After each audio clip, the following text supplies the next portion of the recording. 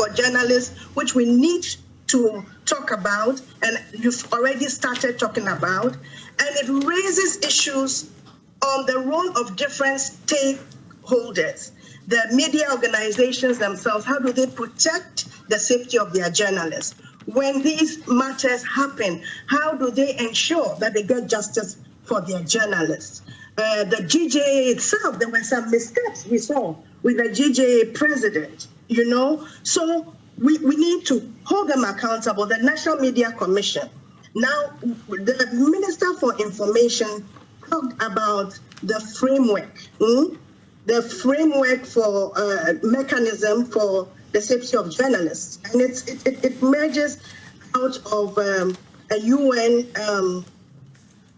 UN plan of action on safety of journalists and the issue of impunity and related international resolutions and protocols, which Ghana is a signatory to. We proudly hosted World Press Freedom Day in 2018 because we prided ourselves on being one of the best when it comes to press freedom in Africa. But clearly, press freedom, as I heard Kweku Baku say, and I want to reinforce, press freedom does not equate to safety of journalists. So we need to fast track this work of the committee that was inaugurated to make sure that they do work. And what are they supposed to do? They're supposed to prevent violence against journalists. They're supposed to protect journalists, and they're supposed to prosecute perpetrators. So we have to be sure that all three happen. I think that the media owners, the media houses have an obligation to make sure that when their journalists go out to work or they are properly prepared. And I'm not sure that that always happens. I know that in this case, they claim that they didn't know that Caleb was working on the story.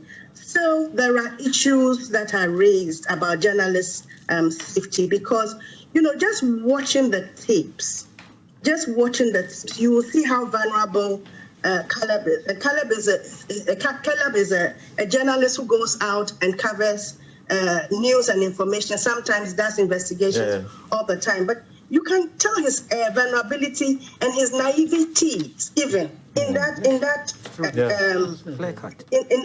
clip. Yeah. So it calls for what are the processes in place in newsrooms to encourage courageous investigative journalism, but one that ensures that journalists are safe. You see, what investments have media organizations made in training journalists on how to probe deeply, uncover truth, verify truth, but at the same time feel safe? What are the protocols in place that says when you get a call that you're a journalist in distress, you must do A, B, C, D? And so, as Kweku Baku says, he should have been immediately debriefed, but he was made to go home for 24 hours and then came back.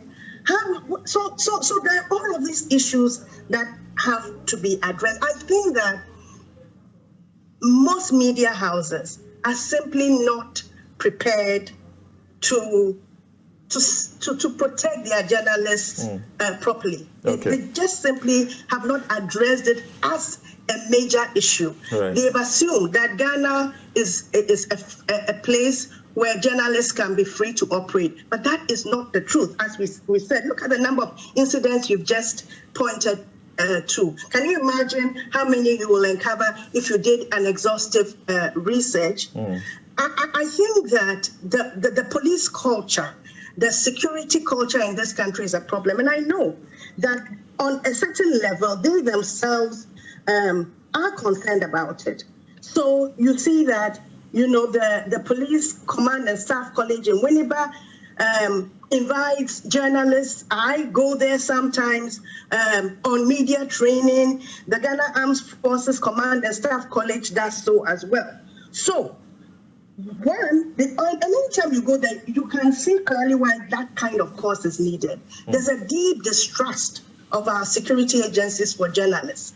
They have not been made to understand that journalists have a particular role to play in our democracy. However uncomfortable that rule is,